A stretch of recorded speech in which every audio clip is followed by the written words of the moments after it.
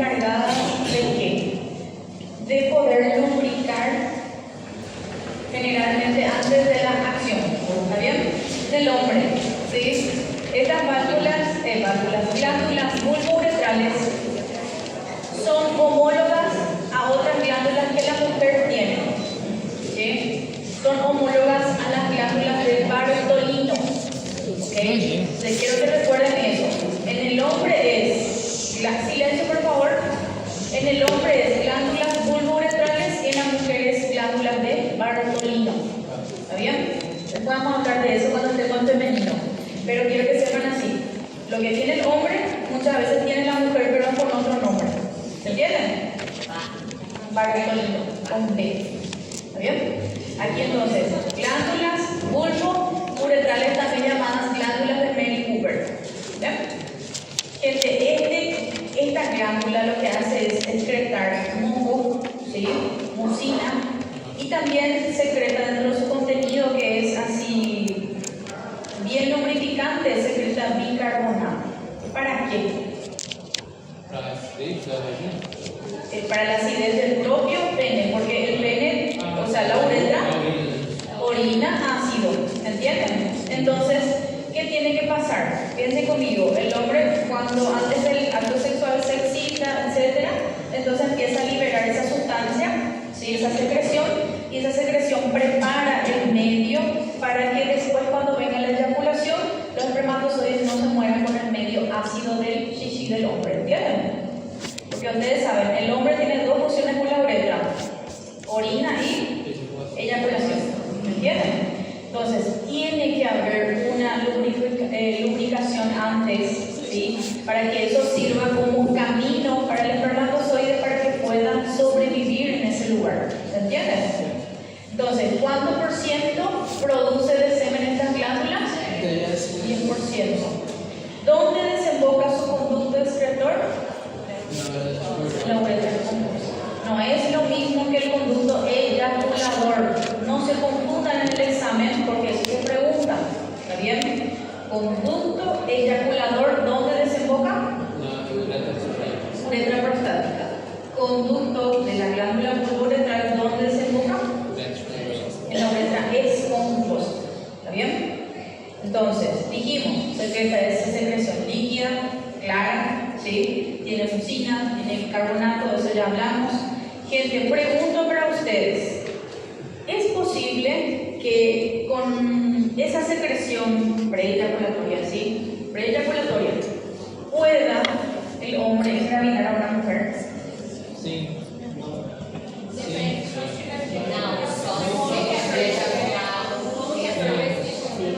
Muy bien. Sí, antes él tuvo una eyaculación, supongamos así, el hombre eyaculó a la mañana, ¿sí? Y tiene relaciones nuevamente a la tarde. ¿Entienden? Ahí. Si hay un periodo. ¿Cuánto era el periodo que podría sobrevivir el espermatozoide dentro del conducto de los conductos de los hombres? 6 semanas. ¿Entienden? Dentro de la mujer es 6 días.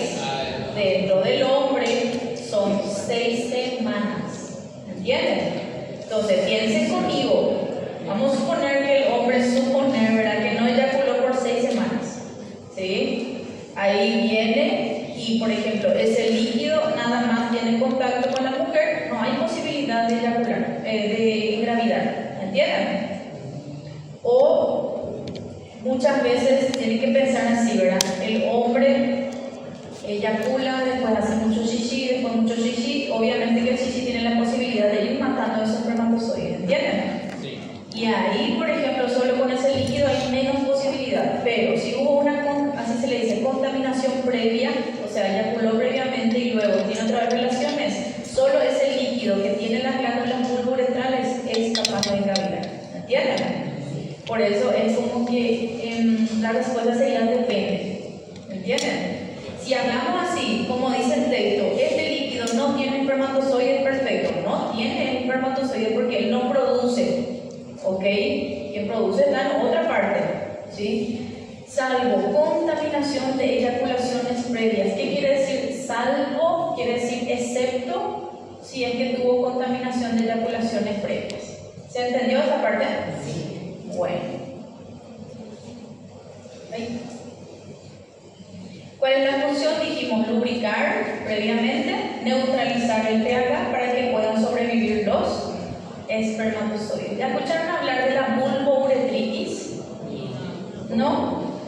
Que justamente lleva el nombre de la glándula vulvouretral, ¿sí? Solamente que ocurre cuando hay una ITS generalmente. ¿Está bien? En la uretritis misma, que es causada por gonorrea o clamidia, ¿está bien? Gonorrea es por una bacteria que se llama Neisseria gonorrhea, ¿sí? Clamidia es por otra bacteria que se llama Clamidia trachomatis, lo más común, ¿está bien? En términos de infección de transmisión sexual, gente, hay mucho parecido entre la gonorrea y la clamidia, ¿sí? Mucho parecido.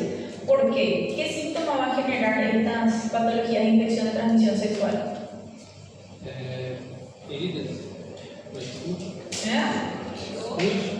Dolor, mucho dolor, gente, no es un dolor así de una cistitis, no, un dolor así normal de una infección urinaria, es un dolor que parece que el paciente está echando fuego ahí, ¿entiendes? Es una disuria tremenda. ¿Otro?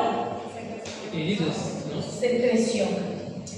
Dolor, secreción, prurito, esa es la triada. Dolor, secreción, ¿qué tipo de secreción? Purulenta. Aspecto de la secreción es purulenta, es un tipo de pus, ¿entienden? ¿Y prurito qué significa? Que es cosea. A ver, le pica en esa zona, pero le pica muchísimo, ¿entienden? Entonces, también puede ir acompañado de otras cosas, obviamente, el goteo postmiccional, ¿ya escucharon hablar? El paciente hace xixi y después, por ejemplo, se coloca su ropa y luego cuando va a hacer de nuevo, miran su ropa interior, que hay, por ejemplo, rastros de gotas de pus, ¿entienden? ¿Por qué? Porque tuvo un goteo postmiccional después de hacer xixi, ¿entienden? Puede causar fiebre y muchas otras sintomatologías. Ahora, la diferencia entre los dos es que la gonorrea tiene un aspecto más purulento, más amarillo, casi tirando al verdoso, ¿entienden? Y la clamidia puede ser un aspecto un poco más blanquecino, pero es difícil de determinar en la práctica. Igual se le hace un tratamiento para los dos, ¿sí? Con antibiótico-terapia, ¿sí?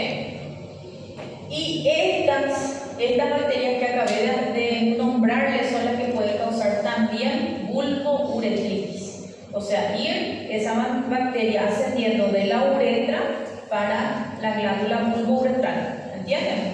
E inclusive pueden irse así para atrás, ascendente, ¿sí? Uretra, inclusive conducto eyaculador, vesícula seminal y conducto deferente, y luego el epididimo, o sea, pueden causar inclusive epididimitis, orquitis también.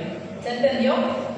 O sea que ustedes tienen que saber que toda bacteria que no se trata, ¿qué va a ir haciendo? Va a ir subiendo. ¿Está bien? Bueno.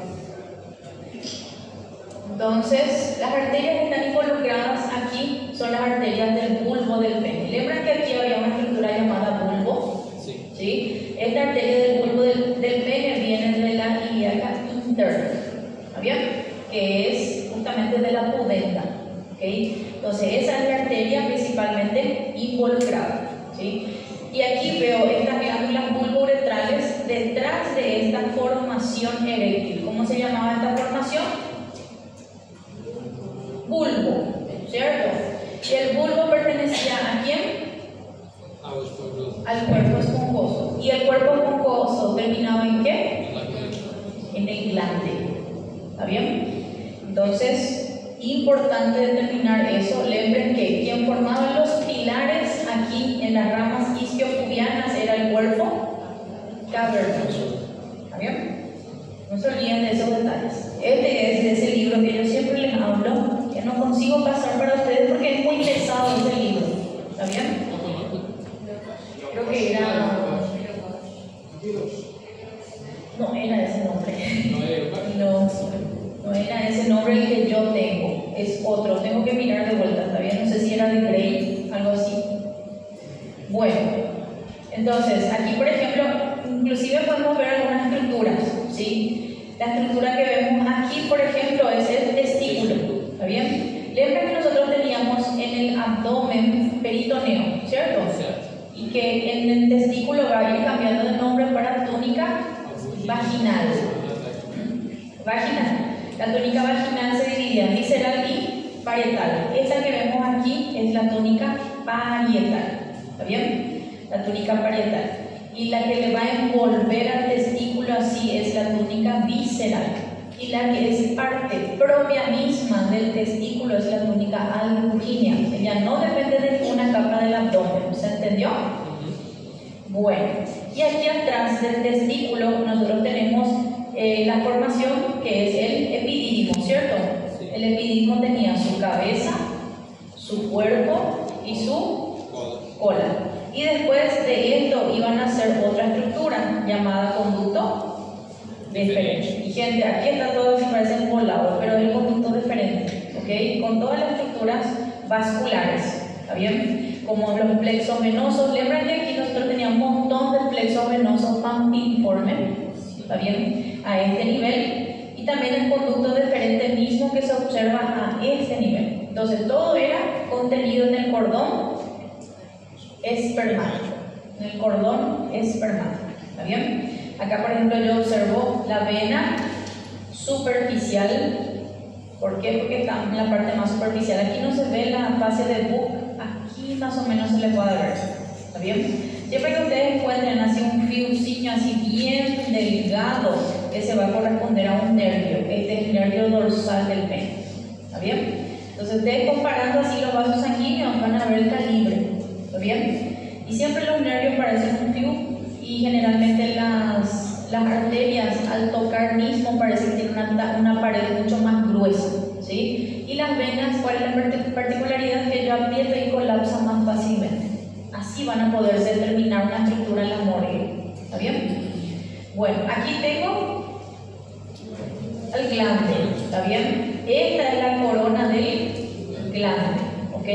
Aquí esta piel que recubre este glande es prepucio, ¿está bien? Y este orificio aquí, el orificio externo de la uretra, ¿está bien? Algunas cosas que podemos ver, ¿está bien? Muy bien, ahora sí, para terminar con la parte de la uretra masculina, ¿sí? La uretra masculina, gente, tiene porciones, ¿está bien? Entonces, ¿cuáles son las porciones de la uretra masculina? Intramural. Sí, es la porción intramural,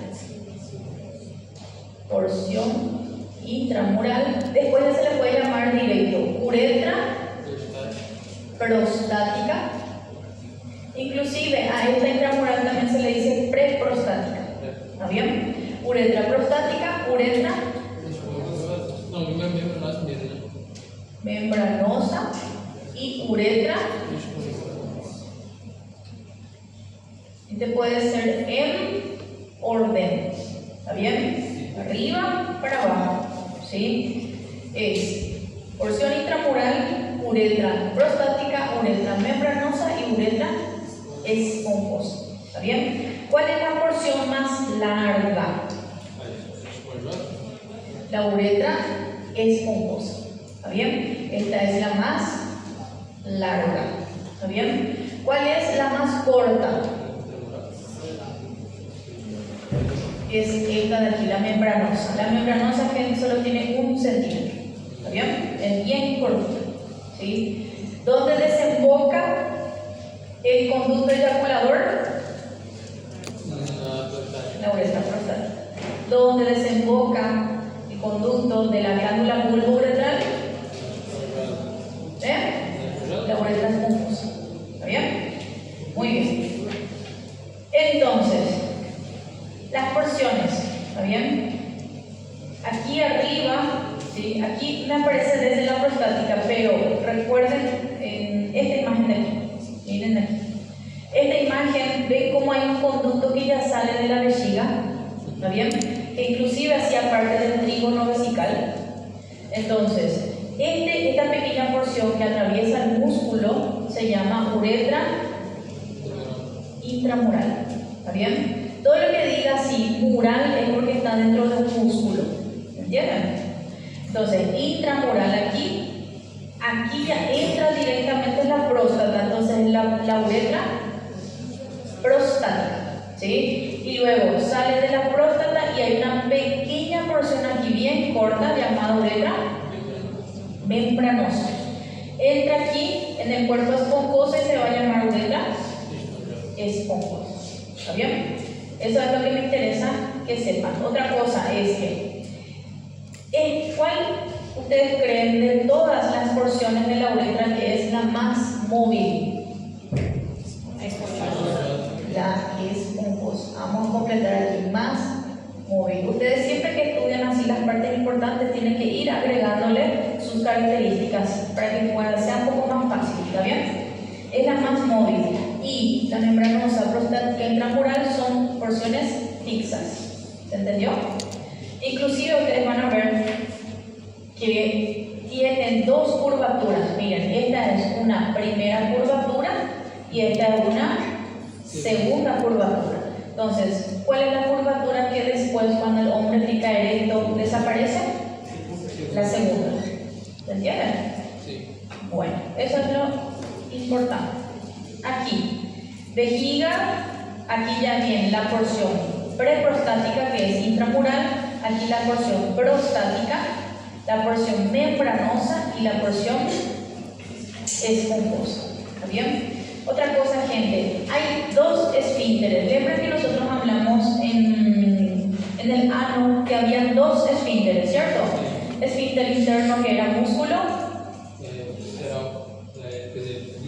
liso, entonces lo hacía involuntario. Y un músculo o esfínter externo, que es músculo esquelético o estriado, le pueden llamar de las dos formas. ¿Está bien? Y es voluntario. Aquí se reproduce la misma cosa y va a salir en el examen también, solo que ahora estamos hablando de uretra. ¿Está bien?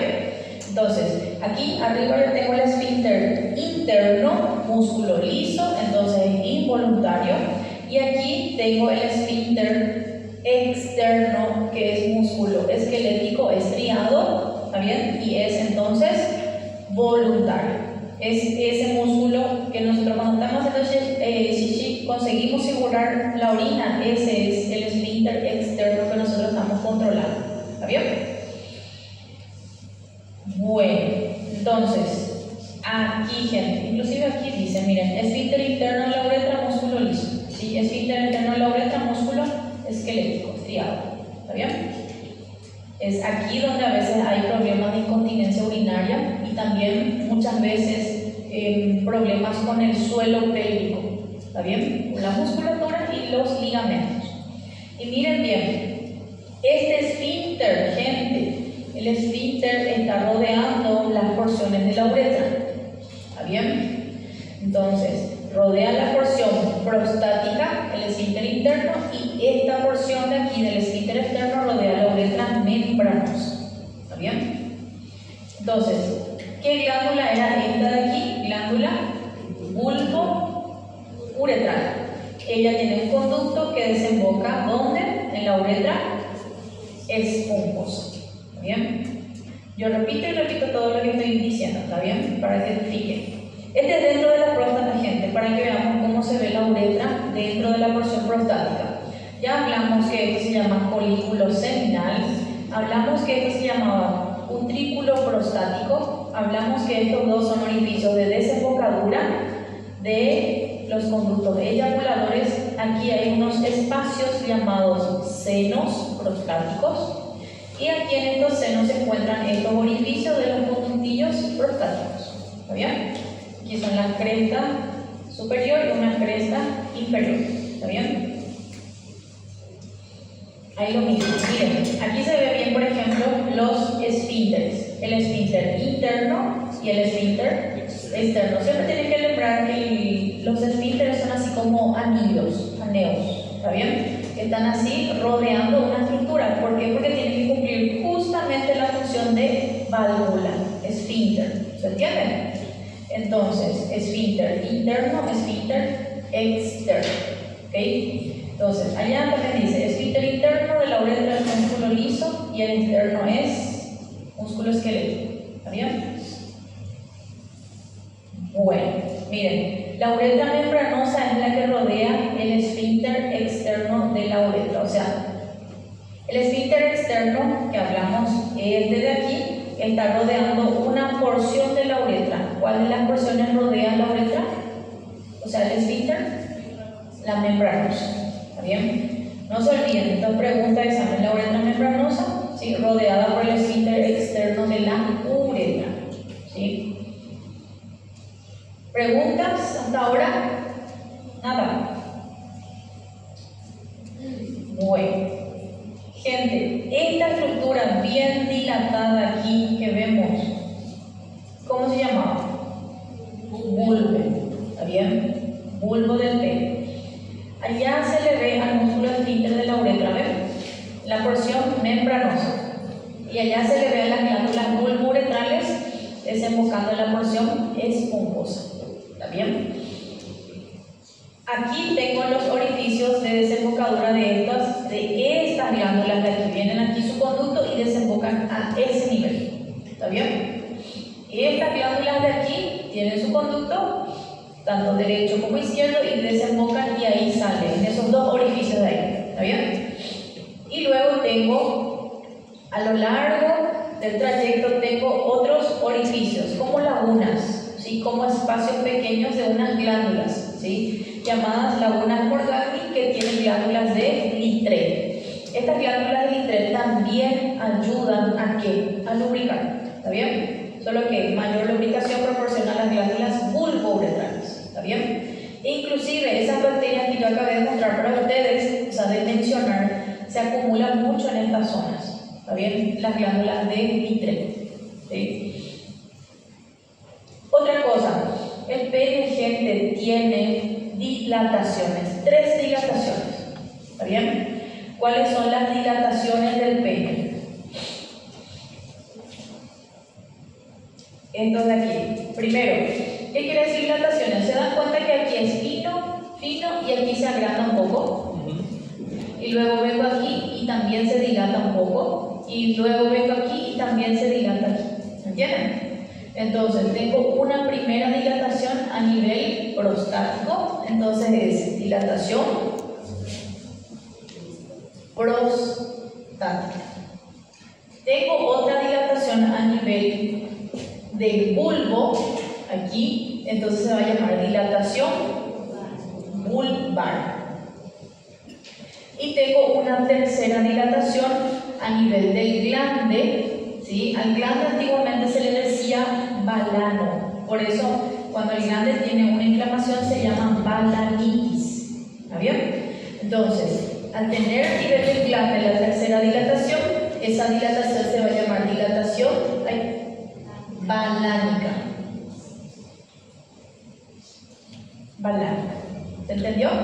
Tengo 3 dilataciones del pene: dilatación prostática, dilatación vulvar y dilatación balánica. Aquí justamente está. 3 dilataciones. ¿Ven? Prostática, vulvar, balánica.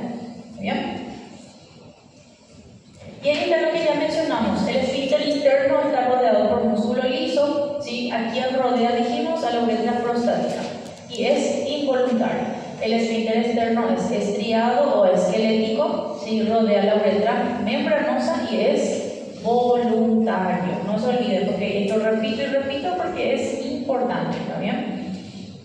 Otra cosa que me dice este texto de aquí, y vamos a ver una imagen para entenderlo mejor.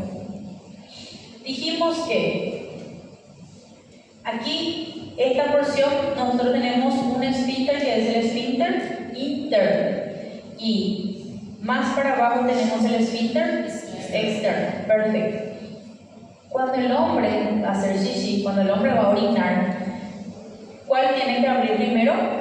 El interno. Abre y luego se abre este y sale la orina. ¿Está bien? Ahora, cuando el hombre eyacula, aquí, conducto eyaculador, viene aquí, eyacula, ¿sí? O eyacula aquí también por la parte de la próstata, ¿verdad? Que produce también semen, ¿sí? ¿Qué tiene que pasar con este esfínter de aquí? Cierra. ¿Para qué cierra este esfínter de aquí? Muy bien, para que no haya un reflujo de semen aquí en la vejiga. ¿Entienden? La vejiga, la orina tiene que ser estéril, tiene que ser limpia, no puede contaminarse con cualquier sustancia. ¿Se entendió? Bueno, eso es lo que dice este texto de aquí. Miren, el esfínter interno se abre durante la micción y se cierra durante la eyaculación, evitando que el semen llegue a la vejiga. Esto es para el examen también. ¿Está bien? No se olviden de eso. La verdad es que hay un cambio de pH, ¿entendés? Porque acuérdate que la orina tiene un pH ácido y el semen tiene un pH alcalino. Entonces tiene más infección urinaria cuando el pH de la orina está siendo afectado. ¿Está bien? Es como que deja un medio más propicio para que ocurran infecciones. ¿Está bien? Entonces las arterias, la mayoría van a depender de las púdetas. ¿Está bien? De la ilíaca interna. Así en síntesis. Las venas van a la vena dorsal profunda del pene y a las vesicales, los ganglios a los ilíacos internos y externos, y los nervios provienen de los nervios pudendos y el plexo hipogástrico inferior. ¿Está bien? Vamos ahora a femenino.